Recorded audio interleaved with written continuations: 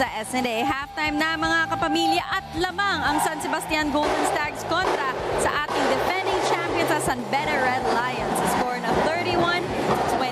Now speaking of the San Beda Red Lions, kasama ko ang kanilang team manager, isang institusyon dito sa NCAA at ang ating birthday boy, si Coach Jude Roque.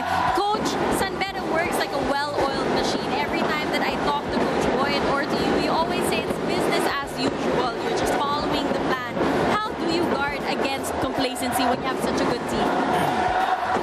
It's not easy. We just always remind them, try to motivate them all the time because it's very difficult when you're winning. It's hard to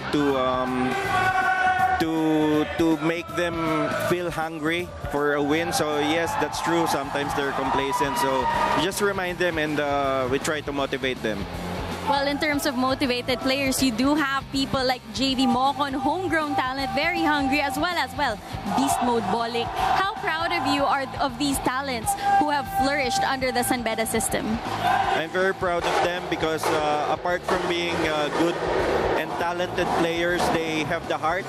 They play with a lot of heart. They love the school. They play with passion, and I think those are important factors to be successful. And speaking of success, Coach Jude, how far along are you in the quest to get that 3-peat? Malayo pa. Like right now, we're behind in this game. We just take it one game at a time because there's so many competitive teams this season. We cannot take any team lightly. So we're really not thinking about the championship. We're taking it one step at a time. One step at a time, one day at a time. Coach Jude, last na po, meron po ba kayong birthday wish? Well, first of all, I wish that we would win this game. It's a tough game. San Sebastian is a tough team, and we'll take it from there. Thank you very much, Coach Jude Roque.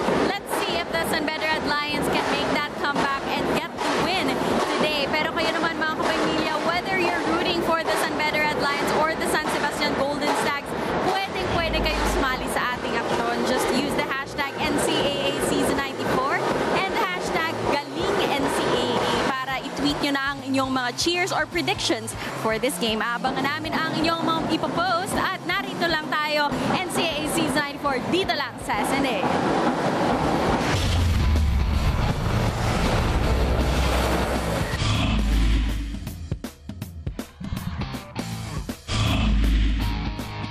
Isang napakatinding laban ang ating natutunghayan dito sa Phil Oil Flying V Center sa pagitan ng San Sebastian College Recoletos at San Beda University. The score is 31-29 in favor of the Golden Stags. Maraming salamat muli sa lahat ng mga nakatutok ngayon.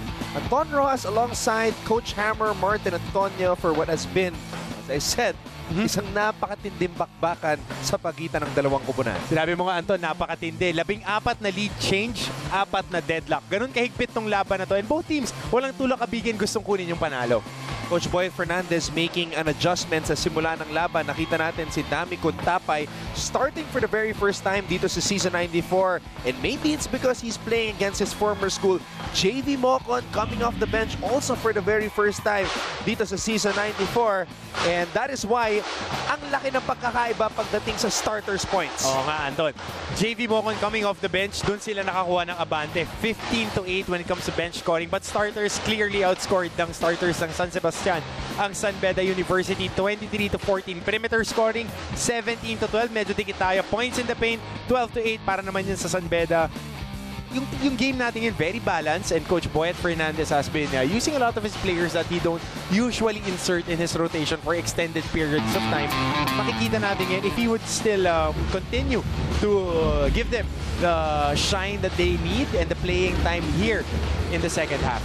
Tama ka doon, Coach Hammer. 13 players sa kanyang roster ang ginamit na ni Coach Boyd Fernandez. Kasama dyan yung mga seldomly used players like sina James Quecote or James Canlas, Evan Nelly, Dami Kuntapay, a surprise starter. Sa San Beda naman, or should I say San Sebastian, Alin Bulanadi leading the way with 10 points, Kalisan with 9 as we see some of the highlights mula sa mga bedista.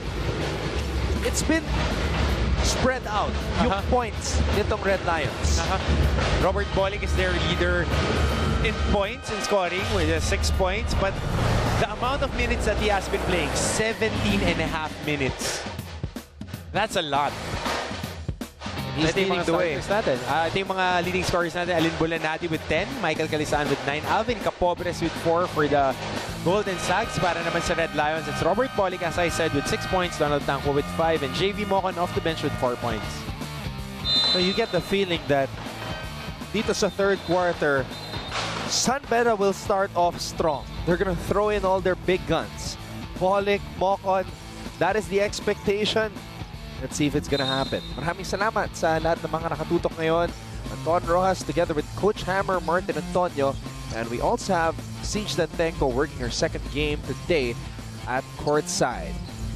It is a loaded lineup now for the Red Lions with Presbitero, Mocon, Doliguez, Bolick, and Tangwa on the floor. Save for Presbiterio, who also was battling injuries during the start of our season. It's usually Raj Tonko starting for Coach Boyet Fernandez. Bulanadi, too strong on that shot. And Tangwa says that ball is mine. Presbitero contra De La Cruz.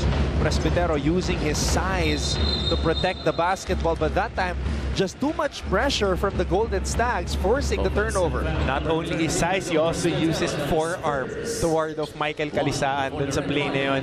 And Joe Presbitero has been that guy, combo guard that's just maximizes his teammates. But doon nakuhaan siya ng offensive foul ni Calisaan off that blindside double. De La Cruz, Sumoda, Calisaan, inside pass, Capobres na bitawan ng bola. Capobres sinusubukang makalusot sa depensa. Calisaan going baseline, Calisaan binigay kay Sumoda. It is San Sebastian basketball. De La Cruz, Bulanadi will shoot. Alin Bulanadi scores. Nakita mo yun, Anton? Pagkapasa pa lang dun sa corner, nobody was 3 feet from him. Nakatayo na yung mga kakampi niya sa likod. 13 points in the game for Alin Bulanadi. Tangwa.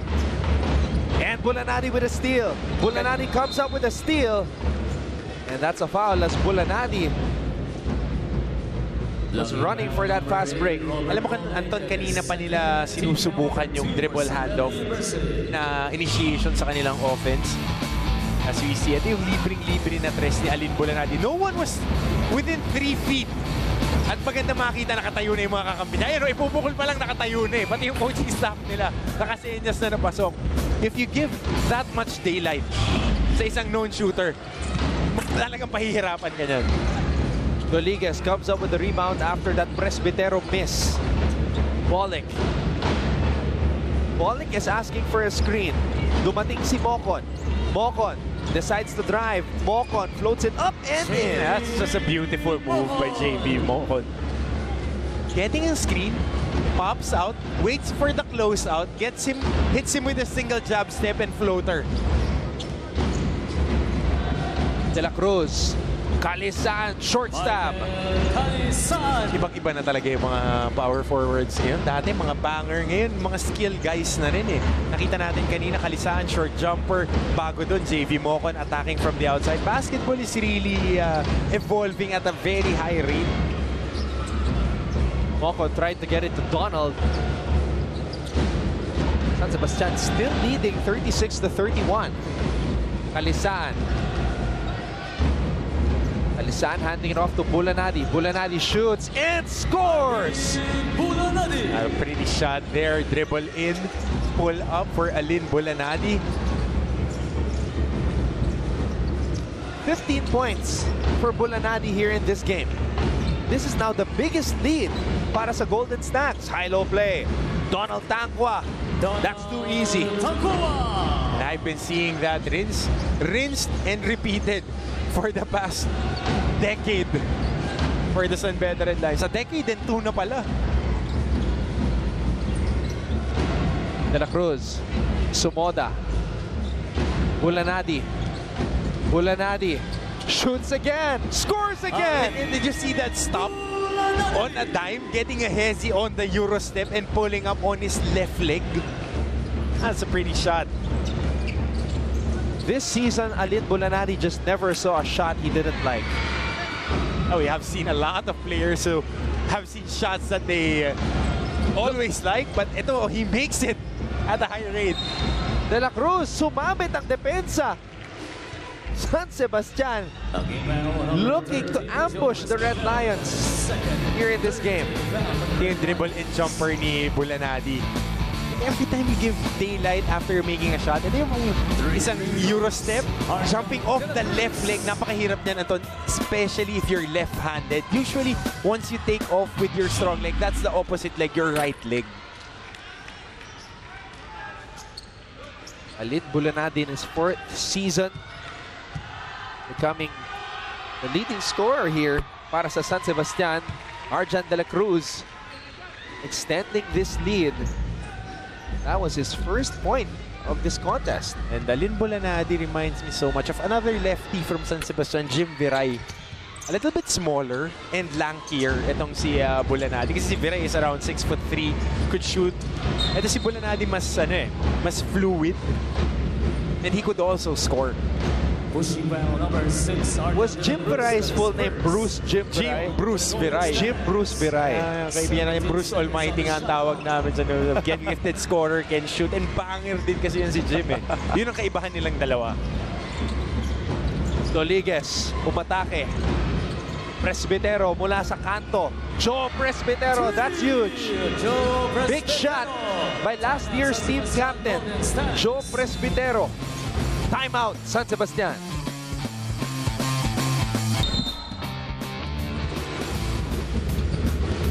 Alin Bulanadi.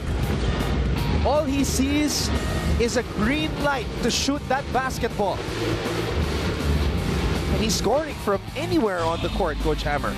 I wish I had the green light, but I would make 25% of my shots. Pero ito, Alin Bulanadi, 17 points coming off a 21-point game. 3 out of 5 from threes. And that's 50. That's 60% rather for Alin Bulanadi. Really a gifted scorer and smooth stroke. And dito, medyo solid hit by Clint Doliguez. Okay, balikan muna natin si Siege Tantenko. Go ahead, Siege. Yes, Anton, let me tell you about another player. Itong si JV Mocon may not be the flashiest on the court, but he's always steady and ready to get the job done. Palaging ang pinupuri ng coaches ng San Beda Red Lions ang work ethic nitong si JV. Si Coach Judroki nga na ikwento, high school si JV at ang buong Red Cups daw nagmimerienda na si JV mag-isa daw na nagpa-practice ng extra shooting. Sabi naman ni JV, he's been working on his weaknesses, developing his skills since his freshman year para daw magkaroon siya ng mas magandang collegiate career. Right now, in his last year, JV says, I am peaking at the right time. Back to you, Anton. Maraming salamat, Siege. JV Mocon is a 2-time champion as a Red Cup Finals MVP back in 2012. That was NCAA Season 88. Tangwa, too strong on that running floater. Bulanadi, hinahanap si Sumoda. Sumoda, back to Bulanadi. Bulanadi shoots. Kalisaan grabs the rebound. Kalisaan on the reverse. That was beautiful. Sidestep papunta sa gitna. Napikian niya pati yung mga kakampi niya eh. At maganda yung dukot. That looked like a move that came from the 80s. A finger roll. Reverse finger, reverse na dukot pa eh. San Sebastian is riding a wave of momentum right now. De La Cruz. Kalisaan on the drive. Mocon with a board. Red Lions are running. Doliguez. Doliguez throws it to the wrong man. Kalisaan. Crossover. Bulanadi for 3. Short. What a sequence. What a sequence. Let's go, Recto. Bravo, Baste. Sigaw ni Jobs. Nung college days ko, Baste, Beda ang pinaka-aabangan. Hanggang ngayon, ito pa rin ang pinaka-exciting na laban. Go Stags! Sabi ni Karen Joyce Hunt. It's hunting season para sa Red Lions at Golden Stags. And James Quecote or James Canlas is back on the floor para sa mga bedista. Hindi pa rin sila makapag-string ng magandang run talking about the San Beda University Red Lions dito sa ating third quarter. Clearly, this quarter is being controlled by the pace and space nitong San Sebastian Golden Stags. Bolick against Valdez. Bolick. Umikot. Tumira. Doliguez with the rebound. Doliguez on the reverse. Tangwa on the tip in. And Doliguez comes up with a loose ball. Canlas decides to drive. Canlas with the acrobatic move. Tangwa with the rebound and the putback. And just Donald Tangwa being a man among boys. Just grabs that rebound. James Canlas on the penetration. Beautiful move, stretching. But misses that shot. Donald Tangwa right there. Always the old reliable.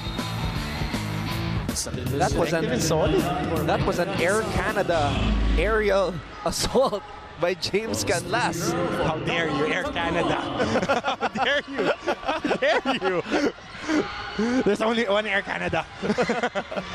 but you gotta like this kid, James Canlas. Very athletic. Looks a very, very bright future for the San Beda Red Lions program. Valdez. Waiting for the instructions from Coach Egay as San Sebastian tries to maintain this lead. It was as high as 8. Paitan contra Mocon. Valdez will shoot. Valdez. And the ball will go back to San Beda. Timeout, San Beda University Red Lions. Timeout po. Magbabalik po ang NCAA Season 94. Ayan po ang kampo ng mga bedista as we take a look at this move by James Canlas who hails from Toronto, Canada. He missed, but Donald Tangwa was there for the putback. The second chance scoring natin, Anton. First half, walang nakuhang second chance points ang Red Lions. But in this quarter alone, 6 points for them. And a lot of those coming from Donald Tangwa.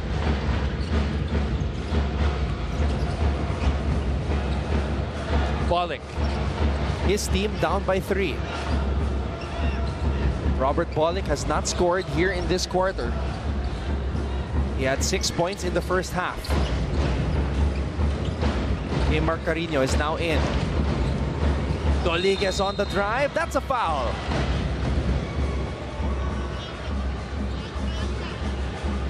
Bagsak dito si Villapando.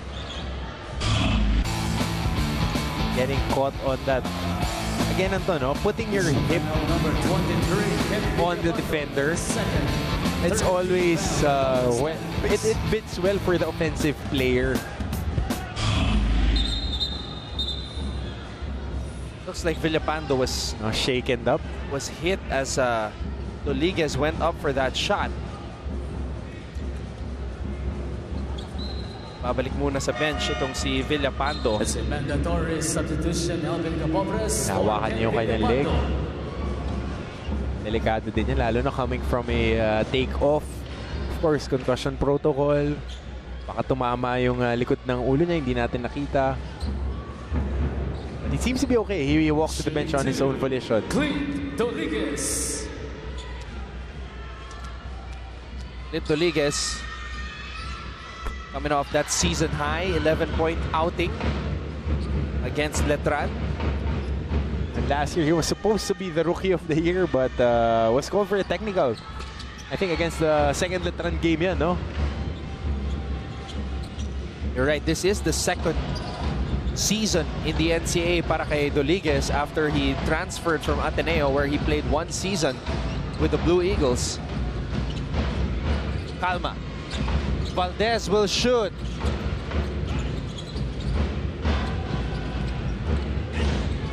Are.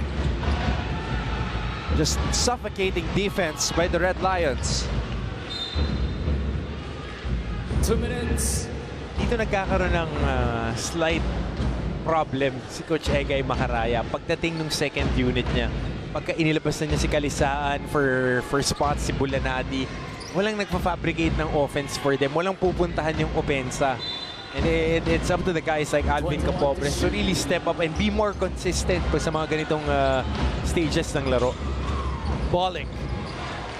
Carino stepping on the line. That's a long two. And Kenmar Carino was miscasted as a center last year. He's really a stretch 4 pala. And ako, I was expecting Carino to be controlling the paint, getting shot blocks. But he's really a shooter, can be a menace on the pick and roll, can switch on people.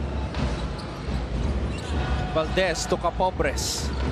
Capobres spins, drops it down low. Calma underneath. And as I said, it's Alvin Capobres who needs to create. Kaya dahil siya lang ang may capability to do that for his teammates dito sa second unit ni Coach Egay Macaraya. And this is the 16th lead change of the game. Parang dalawang boksingero lang na nagpapalitan ng kombinasyon. Donald Tankwa on the drive. And every time they need a basket and they need somebody to bail them out, if it's not Robert Pollock, it's Tankwa. Well, if you have a guy like that, ito yung stepping Kenmar Carino. Sabi dun sa media guide nila, size 14 daw suot neto ni Kenmar Carino. If it was siguro size 12, hindi nakaapak sa linya. And that's the nice find ni Alvin Capobres, the succeeding play. 59.9 seconds remaining here in the third quarter. It has been a very tightly contested game sa pagitan ng dalawang koponan. Tankwa makes the second. And Jeremy Cabanag is now in. Comes in for Robert Pollock.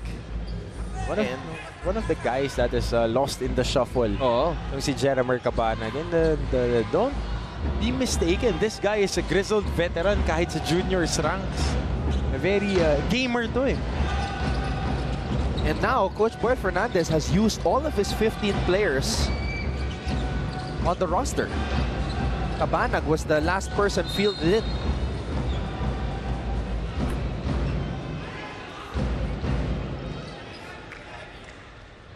Number 17, Kenmar Carino. Natawa agad si Kenmar Carino doon sa pag-hard show niya. Not being disciplined enough, sumusundot pa eh. Instead of just using his length, putting his arms into good use, sumundot pa.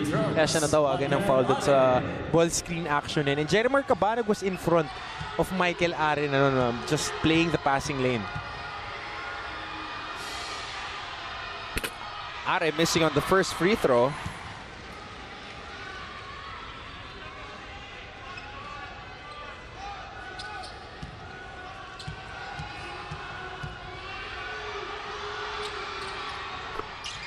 Are breaks the tie.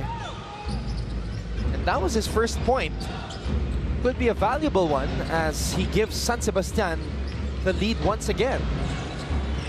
And Are takes the ball away from Cabanag. Are shoots a three. And Baitan comes up with the rebound. Baitan, Calma. Valdez for three. Air ball. Doliguez picks up the rebound. Nakakakuha ng possessions dito ang San Sebastian pero hindi lang nila ma-convert eh. Ang dami nilang na-force na turnover of the Red Lions execution. Clint Doliguez.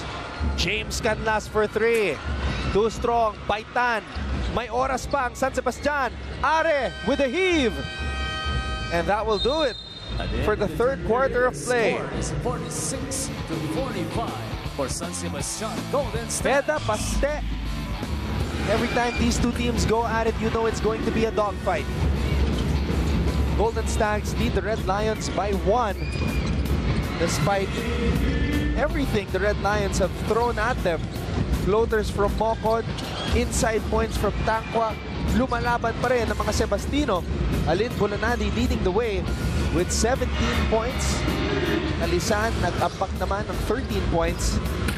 But the green light to shoot, always there for Alin Bulanadi. That was that beautiful reverse mula kay Michael Calisan. 1 quarter is left in this battle between San Sebastian and San Beda University. Magbabalik po ang Season 94 ng NCAA.